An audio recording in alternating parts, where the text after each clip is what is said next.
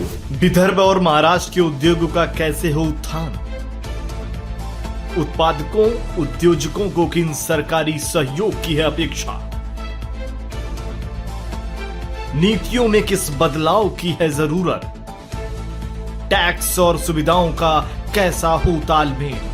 बाजारों की स्थिति हो या जिलों की उत्पादक विशेषता, सफल जीवन के अनुभव का सार करेगा सरकार, किसान और उत्पादक सभी को निहाल। आओ देखें उद्योग की बात रूंगटा जी के साथ। आप सभी को मेरा नमस्कार। इस फरवरी माह में अनेक उपलब्धि नागपुर में होने जा रही है। श्री नितिन जी गडकरी जो हमारे देश के कर्णधार नेता हैं और विदर्भ के विकास के लिए उन्होंने पूरी कमर कस रखी है और विदर्भ को आगे ले जाने के लिए देवेंद्र जी के साथ हाथ से हाथ मिलाकर आज काफ़ी उन्होंने कदम सकारात्मक उठाए हैं। इंफ्रास्ट्रक्चर में तो गडकरी जी का कहना नहीं, नागपुर और विदर्भ को कई कनेक्टिविटी दी और करते जा रहे हैं। उसी तरह देवेंद्र जी भी अभी हाल ही में जो बैठक हुई है उसमें शक्तिपीठ के लिए नागपुर से लेके गोवा तक कोल्हापुर होते हुए जो मार्ग बन रहा है स्मृति जैसे, उसमें काम करना शुरू कर दिया है और 4 एक्सप्रेस हाईवे नागपुर के आसपास से बनाने की भी मंजूरी दे दी गई है और जमीन अधिग्रहण भी किया जा रहा है। अभी हम बात करेंगे एडवांटेज विदर्भ 2026 की, जिसके प्रेरणा सूत्र श्री नितिन जी गडकरी और उसकी टीम में श्री आशीष काले जी, विजय शर्मा जी और कई लोग हैं जो ये काम कर रहे हैं। उसके अंतर्गत विदर्भ की अनेक औद्योगिक संस्थाएं भी मिलकर उनका साथ दे रही हैं। आज सबसे बड़ी खुशी की बात है कि कई कंपनियां वहां पर आकर एग्रीमेंट करने वाली है। उसमें कलकत्ता की बेस सुपर स्मेल्टर भी वहां पर 10,000 करोड़ का एक गढ़चिली में आयरन प्लांट लगाने जा रही है। आज आयरन की उपलब्धि देखते हुए अनेक प्लांट गढ़चिली और चंद्रपुर इसके आसपास लगते जा रहे हैं और लेकिन सबसे बड़ी यहाँ पे उपलब्धि यह है कि आयरन की अवेलेबिलिटी रॉयल मेटल से हो रही है, लेकिन बाकी वहाँ पर 5 और माइन दी गई है जिसके अंतर्गत अभी काम होना बाकी है। हम चाहते हैं कि वो माइन भी जल्दी शुरू हो, जिससे कि आज जो आयरन ओर की उपलब्धता है जब तक वो प्लांट चालू होंगे वहाँ मिलना शुरू हो जाए। आज सबसे बड़ी समस्या यहाँ पर ये आ रही है कि अनेक प्रोजेक्ट रश्मि उद्योग, रश्मि ग्रुप, JW, कई अनेक ग्रुप वहाँ पर आ रहे हैं। अगर देखा जाए तो 15 ग्रुप बड़े बड़े वहाँ पर आ रहे हैं, लेकिन ज़मीन अधिग्रहण नहीं हुई है। अभी पिछली कैबिनेट मीटिंग में हमारे CM ने कहा है कि 1 लाख एकड़ ज़मीन एक्वायर करना है। करीब 30,000 एकड़ ज़मीन का अधिग्रहण हो गया, ऐसी जानकारी मिली है। लेकिन इस ज़मीन का अधिग्रहण करने से ही आगे का काम हो सकता है। जैसे हमने कहा कि किसानों को उचित भाव मिलना बहुत ज़रूरी है। हमारे विदर्भ के किसानों को उचित मुआवजा नहीं मिलता, इसके कारण ये ज़मीन अधिग्रहण समय पर नहीं हो पाता और सरकार ने भी साथ देकर वहाँ पर अनुदान देकर वो ज़मीन अधिग्रहण करानी चाहिए। जब सरकार इंडस्ट्रीज को 150% इंसेंटिव देती है, जिस किसान की भूमि अधिकृत की जाती है सरकार ने कम से कम 50% अनुदान उसकी ज़मीन में देना चाहिए, जिससे वहाँ का जो किसान है जो अनेक वर्षों से उस ज़मीन पर खेती कर रहा था तो उसको भी उस अनुदान मिलने से उसको उचित भाव मिलेंगे और जो कंपनी से उसको भाव मिलते हैं निश्चित एक अच्छे भाव मिलने से वहाँ पर आज विदर्भ में बहुत बड़ी इंडस्ट्रीज का यहाँ पर जो हम सोच रहे हैं उस मायने में उसकी प्रगति होनी शुरू हो जाएगी। आज जिस तरह से हमने कहा कि 5 वहाँ पर आयरन माइंस का आवंटन हो चुका है, लेकिन उस पर काम बहुत मंद गति से चल रहा है, उसकी क्लियरेंस होनी बाकी है। उसके लिए सरकार ने तत्परता से एक नोडल ऑफिसर अपॉइंट करके उसका काम करना चाहिए, जिससे वह माइन शुरू हो सकती है और उससे उपलब्धता भी काफ़ी हो जाएगी।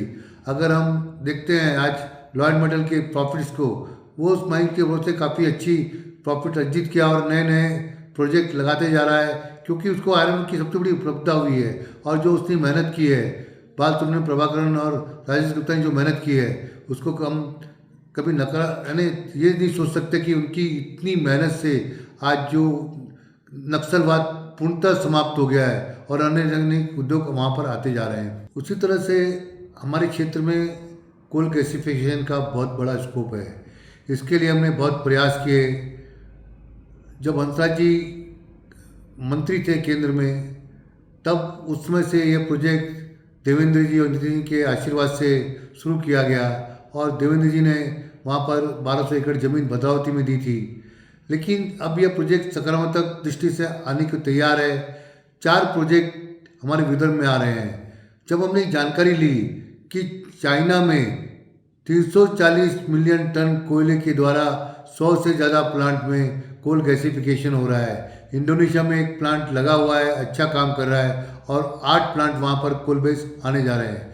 चाइना में सबसे बड़ी समस्या ये हुई कि 2013 में पोल्यूशन का लेवल इतना बढ़ गया था, तब वहाँ के प्रेसिडेंट ने ये सोचा कि उस पोल्यूशन को किस स्तर से जो फॉसिल फ्यूल को कम किया जा सके, ग्रीन हाउसेस को कम किया जा सके, तो उन्होंने कोल गैसिफिकेशन की ओर देखा। आज दुनिया में जो सबसे बड़ी समस्या है नेचुरल गैस, LNG, LPG, जो आज जो हमको आधारित रहना पड़ता है दूसरे देशों के ऊपर। आज जो दुनिया के अंदर अस्थिरता छाई हुई है, अगर नेचुरल गैस उसमें नहीं मिल पाता तो एक पर्याय ये कोल गैसिफिकेशन हो सकता है, जिसके माध्यम से हम सेन गैस के द्वारा, सिंथेटिक गैस के द्वारा वहाँ पर कई गैसेस निर्मित कर सकते हैं, और उस कोल गैसिफिकेशन के द्वारा LPG का भी और मीथेन गैस का भी वहाँ पर काम हो सकता है। और उसमें अमोनियम नाइट्रेट से कई तरह के पदार्थ हम बना सकते हैं, और जो हम इंपोर्ट खाद कर रहे हैं वो खाद भी हम उसका जो इंपोर्ट बिल को बहुत कम किया जा सकता है। 100 मिलियन टन का हमारी सरकार ने एक टारगेट बनाया हुआ है कि उसका कोल गैसिफिकेशन करना है। तो अडानी जैसे ग्रुप भी नागपुर के पास वहाँ प्लांट डाल रहे हैं। हमें उम्मीद है कि इस तरह के कम से कम 12 प्लांट यहाँ पर विदर्भ में लग सकते हैं। हम सभी MLA से संपर्क में, जहाँ पर कोल निकलता है उस कोल के द्वारा यह प्लांट लग सकते हैं। सरकार से भी दूसरा अनुरोध है कि इसकी कॉस्टिंग ज़्यादा आती है, उसमें शुरू में इतनी कॉस्टिंग बढ़ जाती है कि ये प्रोजेक्ट वायबल नहीं हो पाते। सरकार को अनुदान, टैक्स कंसेशन, बहुत सारी ऐसी चीज़ें देनी पड़ेगी जिससे ये प्रोजेक्ट आगे वायबल हो सके। 2023 के बाद चाइना के जिस तरह 18% इस प्रोजेक्ट ने ग्रोथ की है, उस तरह की ग्रोथ यहाँ पर हो सकती है। उसके लिए भारत सरकार ने कई तरह के अनुदान इस प्रोजेक्ट को देना जरूरी है। हम मानते हैं धराड़ी जी, अजंता फार्मा के मधुसूदन जी अग्रवाल और गुरनानी जी इसके लिए बहुत ही मेहनत कर रहे हैं, और कोल गैसिफिकेशन किस तरह से सकारात्मक हो सकता है, 2-2.5 साल से उनकी तपस्या इस ओर चल रही है, और शीघ्र ही ये प्रोजेक्ट एक साकार रूप में धीरे धीरे भूमि पूजन होते हुए लेने लग जाएगा। दूसरी तरफ कोल गैसिफिकेशन ग्रीन स्टील के लिए श्री अनूप गोयल जी ने पूरी तैयारी कर ली है, और भूमि पूजन के लिए भी चीफ मिनिस्टर की राह देख रहे हैं कि उनको जब समय मिल गया तो भूमि पूजन करते हुए यह प्रोजेक्ट शुरू कर देंगे। हमें उम्मीद है कि इस प्रोजेक्ट को भद्रावती तो हो ही रहा है, यह बल्लारपुर, राजूरा, नागपुर के पास और कई क्षेत्रों में किया जा सकता है। उसी तरह से यवतमाल के पास वनी क्षेत्र में भी जो WCL प्रोजेक्ट लगा रही है, और 2 तरह के प्रोजेक्ट इस तरह के लग सकते हैं। इसके लिए जो भी हमारे बड़े उद्योजक हैं उनको इसमें आमंत्रित करना चाहिए, और कोल गैसिफिकेशन के लिए अलग से सेमिनार करते हुए सरकार ने यहाँ पर कई तरह के जो उद्योग जो इस पर आधारित है उसको लगाया जा सकता है। तो इस तरह से हमने आज कोल गैस और स्टील जो हमारा एक मेन सोर्स है उसके ऊपर आपसे चर्चा की, और एडवांटेज विदर्भ में इसके ऊपर एक स्पेशल सत्र भी रखा गया है, जिसके अंदर यहाँ के लोगों को जानकारी दी जाएगी कि ये प्रोजेक्ट किस तरह से यहाँ के लिए लाभदायक हो सकते हैं। 6 से 8 तक लोगों को वहाँ पर 6 फरवरी से 8 फरवरी तक लोगों को वहाँ विजिट करना चाहिए और जानकारी लेना चाहिए कि किस तरह से प्रोजेक्ट बढ़ सकते हैं। अभी बजट में बहुत सारी रियायतें MSME को दी जा रही हैं, उसके अंतर्गत स्मॉल इंडस्ट्रीज को किस तरह से बड़े उद्योग बन सके, सरकार ने कई तरह के इंसेंटिव देने की घोषणाएं भी की हैं। हमें उम्मीद है कि विदर्भ में भी हमारे मुख्यमंत्री इस तरह का एक सेमिनार करवाएंगे, यहाँ पे एक बड़ा एग्जीबिशन करवाएंगे। एडवांटेज विदर्भ तो जो हो रहा है उसमें जो स्कोप है MSME का लिमिटेड है, लेकिन जहाँ तक हो सके अगर राज्य शासन अगर 1000 स्टॉल को लेकर यहाँ पर यह इवेंट करती है MSME के लिए, तो निस्संदेह जो हमारे 11 जिले हैं वहाँ पे कृषि आधारित है, माइनिंग बेस है और बाकी जो प्रोडक्ट है उसके ऊपर एक सफल एक संदेश दे सकते हैं। और हमें उम्मीद है कि सरकार ने भी ट्रेड जो सिस्टम RBI के द्वारा पंजीकृत है वहाँ पर अगर इंसेंटिव उसके मार्फत मिलने लग गए तो इंडस्ट्रीज़ का बहुत ज़्यादा प्रमोशन होगा और कई नए तरह के उद्योग यहाँ पर लगने शुरू हो जाएंगे। सरकार को कृषि आधारित उद्योगों के लिए प्रोत्साहन देना बहुत ज़रूरी है। जिस तरह से इंसेंटिव्स की बात होती है तो वहाँ पर इस उद्योग को इंसेंटिव बहुत कम दिए गए हैं, और आज कृषि ही एक ऐसा आधार उद्योग है जो देश को आगे ले जा सकता है और किसानों की इनकम बढ़ा सकता है। हमें उम्मीद है कि सरकार इस मार्फत से काफ़ी अच्छा काम करेगी और कृषि आधारित उद्योग को आगे ले जाने के लिए बहुत सारी रियायतें देगी। अभी जो पैकेज स्कीम ऑफ इंसेंटिव का GR आना है, उसके अंतर्गत कृषि आधारित उद्योगों को सरकार ने प्रोत्साहन देना बहुत जरूरी है। जिस तरह के इंसेंटिव लोग चाहते हैं कि उसके अंतर्गत कैश सब्सिडी 50% तक मिले तो वो उद्योग काफ़ी सकारात्मक आगे बढ़ सकते हैं। और सोलर के ऊपर जो बेस वहाँ पर एनर्जी के जो इक्विपमेंट लगाए जाते हैं उसको भी पैकेज को इंसेंटिव के अंतर्गत लिया गया, तो निस्संदेह इस उद्योग को जो आज हमारे MSME है उसको बहुत बड़ा फायदा होगा। हमें हमारे चीफ मिनिस्टर से यह भी कहना है कि एडवांटेज विदर्भ में आज सबसे बड़ा आज देखेंगे परिस्थिति में जो बिजली की इतनी बढ़ी हुई दरें हैं उसके सामने हमारे MSME और कई तरह के स्टील के उद्योग टिक नहीं पा रहे। तो उसके लिए आपने बाकी के स्टेट की स्टडी करनी चाहिए कि वहाँ पर किस तरह से अपनी कॉस्ट रिड्यूस की गई है और उस कॉस्ट को रिड्यूस करते हुए उस तरह के जो बिजली की दरें आ गई तो हम निस्संदेह बहुत कॉम्पिटिटिव हो जाएंगे और हमारे उद्योग टिकने लगेंगे और जो आज नेगेटिव ग्रोथ MSME में है वह पॉजिटिव सकारात्मक होने लगेगी। दूसरी ओर हमें सरकार से कहना है कि बिजली की दरें इसलिए बढ़ रही है कि जो आज कोल बेनिफिकेशन प्लांट लगे हुए हैं वो सिर्फ आप देखें तो उसकी एक जांच करनी चाहिए कि निस्संदेह अगर उसकी जांच केंद्रीय स्तर पर की जाती है तो सरकार को पता लग जाएगा कुछ चंद लोग कमाने के लिए किस तरह से उसका कोल का जो डिसएडवांटेज हो रहा है वह डिसएडवांटेज नहीं होगा और लोगों तक सही में स्तर पर कोयला मिलेगा और पावर हाउस को सही स्तर पर कोयला पहुंचेगा और निस्संदेह उसके कारण प्रति यूनिट कम से कम 1.5 रुपये वहाँ पर लागत कम आ जाएगी।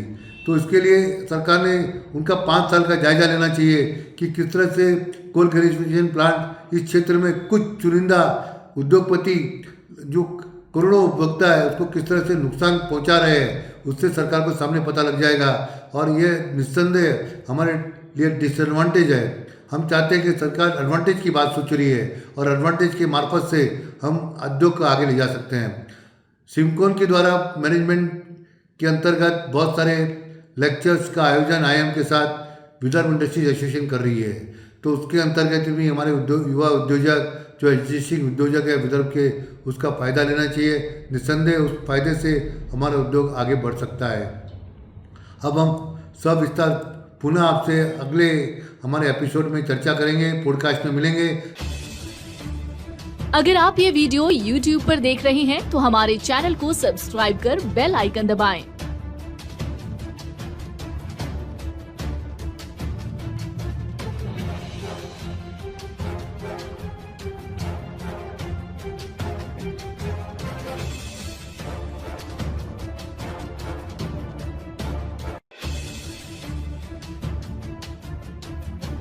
और Facebook पर देख रहे हैं तो हमारे पेज को लाइक करें